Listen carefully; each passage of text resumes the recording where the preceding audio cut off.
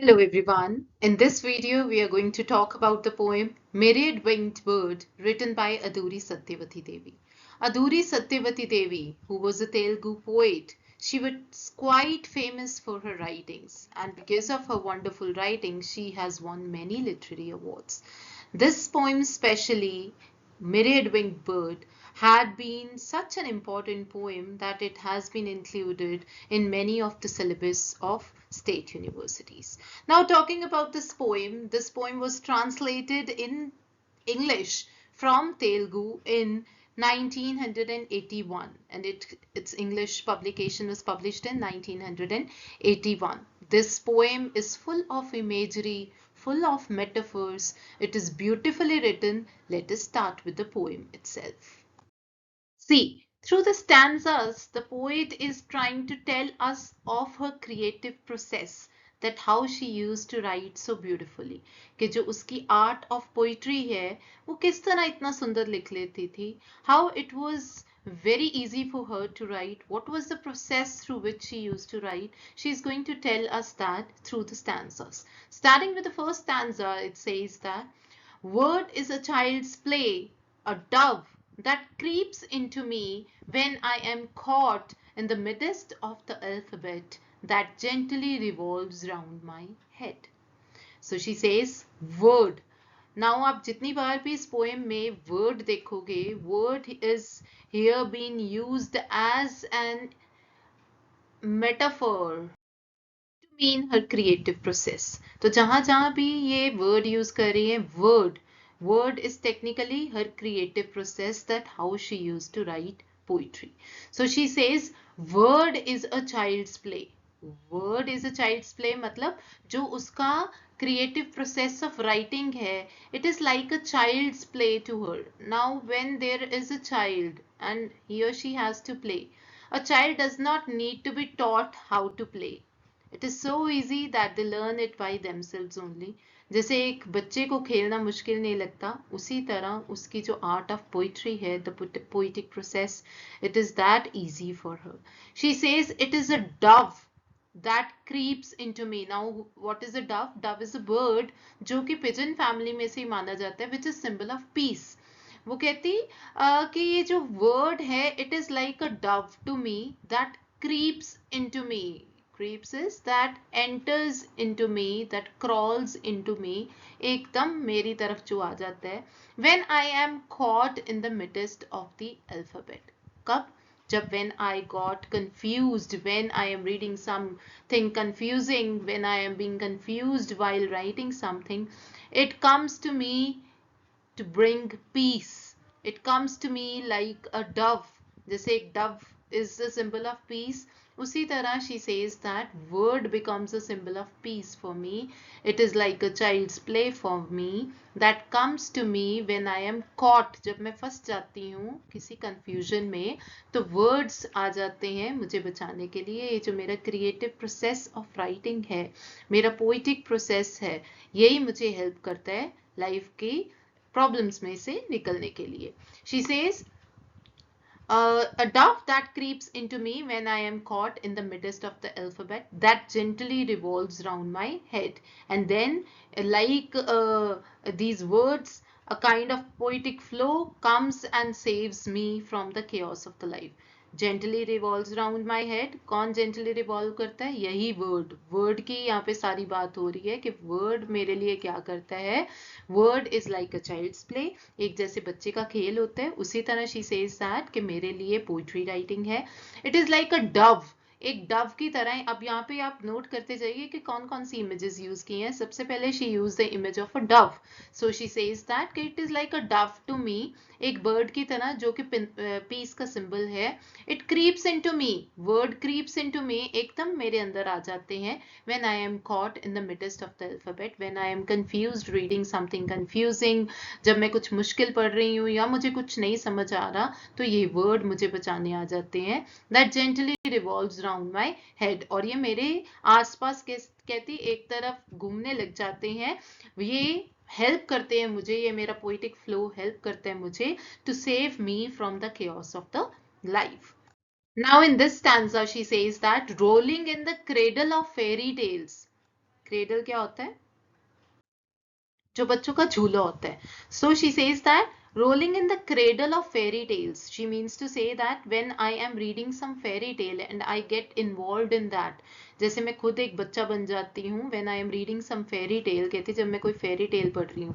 अब हम भी कोई fairy tale पढ़ते हैं या अगर हमें कोई ऐसे सपने आते हैं जिसमें हम फेरी लैंड में पहुंच जाते हैं तो ऐसे ही लगता है कि you are the princess and you are doing everything. Similarly she says that when I am rolling in the cradle of fairy tales, जब मैं, cradle is जो बच्चे का झूलना या पालना हम कहते हैं. when I am rolling in that, when I am rolling in the cradle of fairy tales, मतलब मैं जब कोई fairy tale पढ़ रही हूँ तो I actually go deep into that feeling only. She says there, as I reach out for rabbit like moon ears and crossing as usual cloud treasures, while I enter into the starry tents, word becomes a lullaby. Now she is saying कि जैसे I am reading some fairy tale and I get involved, I get lost in that tale only. उस time मुझे क्या महसूस होता है? Like I myself has turned into a child. जैसे कि एक छोटा सा बच्चा होता है, वो कहती है मुझे ऐसे लगता है कि मैं एक बच्चे के रूप में टर्न हो गई हूँ. And I am actually rolling in the cradle. और उस पालने में, उस झूले में मैं खुद घूम रही हूँ. ठीक है. And I am trying to reach out for rabbit like moon ears. और कहते हैं जैसे मून, बच्चे जैसे देखते हैं ना कि मून के ऊपर कान बने हुए हैं, जैसे स्टोरी सुनते हैं. तो सिमिलरली शी सेज दैट कि इट सीम्स टू मी कि जैसे मून के ईयर्स हैं रेबिट के जैसे. And I M crossing that way, क्योंकि मैं अपने फेरी लैंड में हूँ, अपने फेरी वर्ल्ड में हूँ, उसी टेल में खो चुकी हूँ. तो I feel like that. And as usual cloud treasures, और कहाँ कहती पहुंच जाती हूँ कि मेरे को ऐसे लगता है कि जो क्लाउड्स हैं वो एक तरह का ट्रेजर है. ट्रेजर जैसे कि गोल्ड और सिल्वर का हमारा खजाना होता है. तो शी सेज दैट कि उस टाइम मुझे क्लाउड्स भी एक ट्रेजर की तरह महसूस होते हैं. while I enter into the starry tents. Now what are starry tents? जो स्टार्स ने ढका हुआ है आसमान को, स्टार्स जो फैले हुए हैं आसमान में, वो मुझे कहती टेंट की तरह दिखाई देते हैं. That is why she is calling it स्टेरी tents. It is because of the stars. She says उस टाइम पे मुझे क्या लगता है कि जैसे मेरे सिर के ऊपर छत किसकी है? स्टार्स की छत है. स्टार्स से टेंट बंधे हुए हैं. Word becomes a lullaby. और उस टाइम कहती वर्ड मेरे लिए क्या बन जाता है? एक लोरी के बराबर. जैसे एक छोटे से बच्चे को लोरी सुनाई जाए तो उसे कितनी खुशी महसूस होती है. सिमिलरली शी सेज दैट कि when I am lost in a fairy tale, जब मैं कोई ऐसी पोएम, ऐसी कोई रीडिंग पढ़ रही हूँ जो कि फेरीज के रिलेटेड है या कोई फेरी टेल है, वो कहती मैं जब ये पढ़ रही हूँ मैं एक्चुअल में ही वो बन जाती हूँ. आई बिकम अ चाइल्ड, एक बच्चे की तरह. मुझे लगता है कि जैसे मैं पालने में घूम रही हूँ, पालने में खेल रही हूँ. वर्ड्स उस टाइम मुझे क्या लगते हैं? लोरी की तरह महसूस होते हैं. आसमान मुझे कैसे लगता है कि जैसे कि तारों ने पूरी छत बनाई हुई है. और क्लाउड्स मुझे कैसे लगते हैं कि जैसे कि एक बहुत बड़ा खजाना है. जैसे फॉर ह्यूमंस हमारे लिए क्या है, अब हम जब बड़े हो गए हैं तो गोल्ड एंड सिल्वर, इन चीज़ों को हम, इनकी पोजेशन को ट्रेजर्स मानते हैं. तो वहाँ पे वो क्या कह रही है? एज अ चाइल्ड मुझे ऐसे लगता है कि क्लाउड ही मेरे लिए ट्रेजर है, स्टार्स ही मेरी छत है. एंड वर्ड्स उस टाइम पे जो पोइटिक फ्लो है, दैट बिकम्स अ ललेबाई. ललेबाई इज लोरी. उस टाइम ये वर्ड्स मेरे लिए लोरी बन जाते हैं. Now in this stanza she says that while sleeping over dreamlets of velvet flowery fragrance of silken youth, word approaches me like a spring in a season of wild blooms. उस time पे कहती मुझे कैसे महसूस होता है?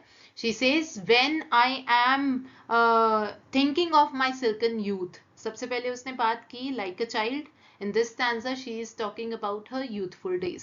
She says जब मैं अपने silken youth में खो जाती हूँ, जब मुझे अपने youth की याद आती है, then word becomes like a wild blooms to me. वो कहते हैं उस टाइम words मेरे लिए song का काम करते हैं, words मेरे लिए एक bloom का काम करते हैं. It becomes so beautiful, it becomes so wonderful.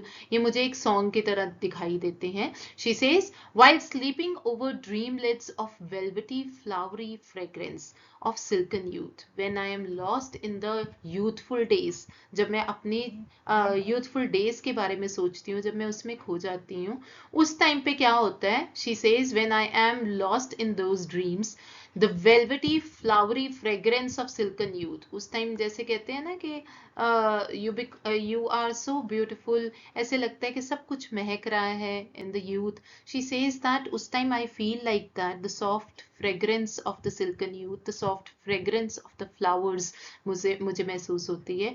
There word approaches me like a song. उस टाइम वो कहती मुझे वर्ड कैसे अप्रोच करते हैं, एक सॉन्ग की तरह. लाइक एक छोटे से बच्चे को ललेबाई अच्छी लगती है, लोरी अच्छी लगती है. एक जो यूथ है, यूथफुल इंसान है, एक जो यूथ में एंटर कर चुका है, उसे सॉन्ग्स बहुत ज़्यादा अच्छे लगते हैं. Similarly she says that when I am in my silken youth, when I come to this stage, then word becomes a song for me. ये मेरे लिए एक सॉन्ग का काम करते हैं, जैसे कि किसी यूथ को, किसी यंग इंसान को सॉन्ग्स सूट करते हैं, उसी तरह वर्ड्स उस टाइम मेरे लिए सॉन्ग बन जाते हैं. And it comes to her like a season in the wild blooms. यहाँ पे उसने क्यों कहा है in a season of wild blooms, के जैसे कि एकदम से एक ऐसा सीजन जिसमें सब फ्लावरी दिखाई देता है, जैसे कि एक स्प्रिंग सीजन में देखो फ्लावर्स अपने आप ब्लूम करते हैं, उसी तरह she says that word approaches me like a song. उसी तरह वो कहती है ये वर्ड्स जो है मेरा पोइटिक फ्लो है, it approaches me like that only. Now, in the next stanza, she says, when I bid farewell to dreams in a song, subsuming myself in the lonely journeys and relentless fires, word reassures me, offering me mother's breast milk. See, she is using a lot of imagery, such evocative imagery. अब यहाँ पे भी ये word use करती है, lonely journeys and relentless fires, right? तो यहाँ पे भी वो क्या कहने की हमें कोशिश करी है, क्या बताने की कोशिश करी है. She says when I bid farewell, bid farewell is कि जब मैं अपनी फेरी लैंड में से बाहर आ जाती हूँ. बिड फेयरवेल मतलब किसी को फेयरवेल करना, मतलब उससे बाय बाय करना, बाहर निकल आना उस लाइफ में से. She says when I bid farewell to what, to dreams, जब मैं ड्रीमी वर्ल्ड से बाहर आ जाती हूँ. Subsuming my self in the lonely journeys, और जब मुझे महसूस होता है, जब मुझे ये एहसास होता है कि I am included in what, in the lonely journeys, कि मेरी जो लाइफ है ये बिल्कुल अकेली है. And it is full of relentless fires. अब lonely journeys and relentless fires, ये इमेज यूज की है हमें बताने के लिए the problems of the world, the worries of the world, world की वरीज, वर्ल्ड की प्रॉब्लम्स को जताने के लिए she has use these words, lonely journeys and relentless fires. She says at that time word reassures me, उस time पे कहती word फिर से आके मुझे बचा लेते हैं. मतलब ये जो वर्ड बार बार वर्ड आ रहा है, मतलब पोइटिक प्रोसेस. ये पोइटिक प्रोसेस जो मेरा है, ये क्रिएटिव प्रोसेस ऑफ राइटिंग जो मेरा है, it comes to me, it reassures me, it saves me, offering me mother's breast milk. जैसे एक छोटे से बच्चे को जो बहुत रो रहा है, बहुत दुखी हो रहा है, उसे अगर मदर्स ब्रेस्ट मिल्क दिया जाए तो एकदम से वो उसे शांत कर देगा, सूद कर देगा. उसी तरह व्हेन शी सेज कि मैं जल रही हूँ in the relentless fires of this world, जब ये वर्ल्ड की वरीज मुझे परेशान कर रही हैं, जब मैं अपने ड्रीमी वर्ल्ड से बाहर आ जाती हूँ, क्योंकि फर्स्ट आंसर में तो वो बात करती है ना कि एक चाइल्ड की तरह मैं अपने क्रेडल में झूले में झूल रही हूँ, और मुझे चांद ऐसे दिखाई देता है जैसे उसके रैबिट जैसे कान हैं, और मुझे स्टार्स ऐसे दिखाई देते हैं जैसे स्टार्स ने टेंट्स बनाए हुए हैं, और मुझे उस टाइम ललेबाई सुनाई देती है, word becomes a lullaby for me. Second stanza में वो कहती है कि जैसे एक यूथफुल इंसान को सब कुछ ड्रीमी दिखाई देता है, सब कुछ वेलवेटी दिखाई देता है, फ्लावरी दिखाई देता है, सॉन्ग्स बहुत सूद करते हैं, वर्ड्स मेरे लिए वो बन जाते हैं. पर in this stanza she says जब मैं रियलिटी ऑफ लाइफ में आ जाती हूँ, क्योंकि she is not no more a child, she is no more the one who is living her youth. She has come to the other part of the life where she has faced a lot of trials and tribulations. जब उसने life की बहुत सारी तकलीफें, बहुत सारी कठिनाइयां उठाई हैं, she says तब मैं अपने ड्रीमी वर्ल्ड से जब बाहर आ जाती हूँ, subsuming myself in the lonely journeys, और मुझे एहसास होता है कि मैं इस लाइफ की जर्नी में कितनी अकेली हूँ. And it is full of relentless fires, और ये जो वर्ल्ड है, it is full of worries, it is full of tensions, it is full of problems. Word reassures me, words कहते फिर से आते हैं और मुझे रीअश्योर करते हैं, offering me mother's breast milk, और कहते जैसे एक बच्चे को मदर का ब्रेस्ट मिल्क मिल जाए तो वो कितना शांत हो जाता है, similarly I become the one. Now, coming to the next stanza, she says, when I consume time timidly, circling round like a spider and facing humiliations like a caterpillar that has lost its way, word becomes a school in itself. Now in this stanza she says, when I consume time timidly, जब मैं confused हो जाती हूँ and I do not know what to do in life, क्योंकि हर किसी के life में ऐसा पड़ाव आता है, when you are so confused, you don't know what to do, you don't know how to handle things. Similarly she says that कि when I consume time timidly, जब मैं अपना टाइम वेस्ट करती हूँ, मुझे नहीं पता कि मैं कहाँ वेस्ट कर रही हूँ, मुझे नहीं समझ आ रहा कि मैं क्या करूँ क्या नहीं, circling round like a spider and facing humiliations, और कहते हैं जैसे स्पाइडर होता है ना, वो अपने आसपास ही अपना जाल बुनता रहता है, circling round like a spider, कि स्पाइडर जैसे अपने आसपास ही अपना जाल बुनता रहता है, उसी तरह कई बार I am so confuse that I am rolling around my self only and I am wasting my time in that things only. She says that facing humiliations like a caterpillar, और जैसे कहते हैं कैटरपिलर को बड़ी बार ह्यूमिलेशंस face करनी पड़ती है. Caterpillar क्या होता है कि जो छोटा सा एक कीड़ा होता है, जिसे हम सुंडी भी कह सकते हैं, बिल्कुल छोटी सी होती है.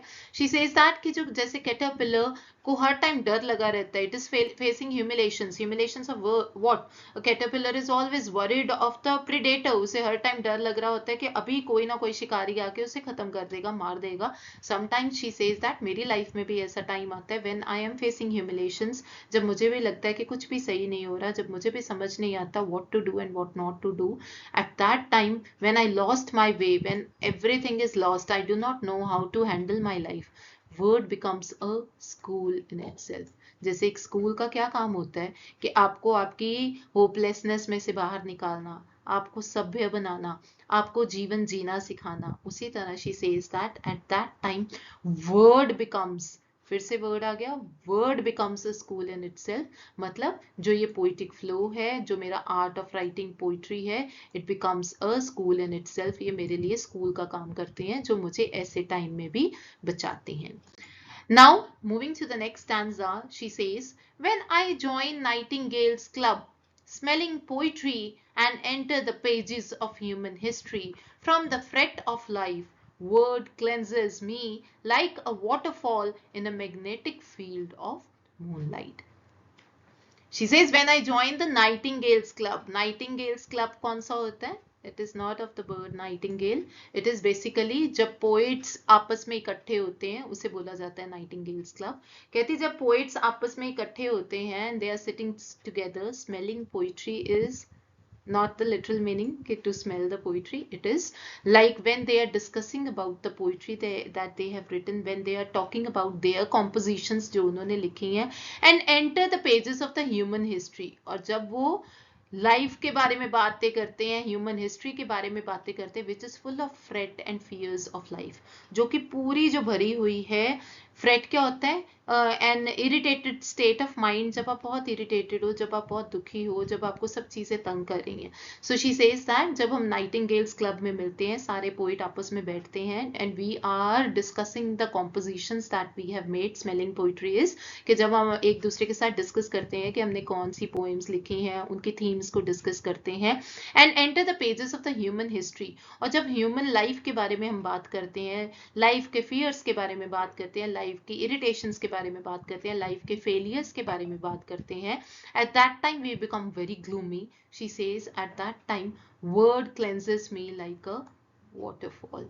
और उस टाइम कहती वर्ड क्या करता है, जैसे कि एक वाटरफॉल, जब आप बहुत कीचड़ से भर जाओ, है ना, किसी चीज से बहुत आप डर्टी फील कर रहे हो, and you stand under a shower और you stand under a waterfall, एक झरने के नीचे जाके खड़े हो जाओ, तो वो आपको कितना सूद करेगी, आपको फिजिकली भी, आउटर वे में भी, एक्सटर्नली भी आपको क्लीन करेगी, और इंटरनली भी आपको क्लेंस करेगी वो. So similarly she says that at that time word cleanses me like a waterfall. जैसे एक waterfall जो है वो आपकी external dirt को भी clean करता है और internal dirt को भी, क्योंकि it soothes you. Similarly at that time she says word cleanses me like a waterfall, in a magnetic field of moonlight. कहते जब जैसे मूनलाइट में आप वाटरफॉल के नीचे खड़े हो और उससे महसूस करो तो how beautiful it feels. Similarly she says that कि I go beyond the earthly beauty and I go to something beyond it. उस ऐसी प्योरिटी में I go back. Magnetic field of moonlight it attaches me, it attracts me like कि जैसे एक moon light को देख के, चांदनी रात को देख के we get attracted to it and we feel a kind of serenity. Similarly, she feels that thing when she is being traumatized by the fears and frets of human life. Now, in this stanza, she says that word is a throat box, a music treasure on my gentle loving palm as I flow towards distant melodies of new horizons. Now, till now, she has already told us about her poetic flow, her art of writing poetry, and it is like a treasure to her. जैसे कहती मैंने इतनी distant melodies सुनी है, it is a rich treasure that I have gathered from this poetic flow. It has become a throat box. कहती जैसे कि एक throat box होता है, जैसे कि एक box of songs होता है, कि it has become that for me, a music treasure. एक ऐसा treasure जो मैंने अभी तक इकट्ठा किया है from these poems, from the poetic flow, from all these things. वो कहती है एक तरह का treasure मैंने इकट्ठा किया है. Throat box is a kind of a box having a lot of songs, having a lot of melodies which suits you. So she says that word is a throat box, a music treasure on my gentle loving palm. और कहती मेरे को ऐसे महसूस होता है as if I am holding the hands with this beautiful music. She is trying to hold this treasure very gently with her palm. She wants to hold it. She says, as I flow towards the distant melodies of new horizon. जैसे जैसे वो कहती है कि मैं अपने collection को expand करती जाती हूँ towards the distant melodies, और अलग अलग melodies और अलग अलग melodies सुनती जाती हूँ. Melodies of varied colors, अलग अलग एक्सप्रेशन के मेलोडीज इकट्ठी करती जाती हूँ. आई flow towards the distant melodies of new horizon. और कहती बहुत नई नई चीजें एक्सप्लोर करती जाती हूँ. At that time I try to tell myself okay, in the coming future also I am going to continue with this kind of life, with this kind of treasure. और इसी तरह मैं आगे की आगे बढ़ती जाऊंगी, इसी तरह मैं art of writing poetry को और निखारती जाऊंगी, and this will help me in writing poetry in the future also. ये जो मैंने treasure इकट्ठा किया है, ये music treasure, ये melodies का treasure, ये poems का treasure, ये life के experiences का treasure, it will help me to reach new horizons, to reach the distant melodies, to write all the more different, to write about the varied experiences of the varied colors, and I will reach new horizons. I think and I hope that you like this poem. If you like the poem, kindly subscribe to the channel, share if you like, and in the description, I am going to add a quiz of this poem so that you can test what you have learned. Thank you so much.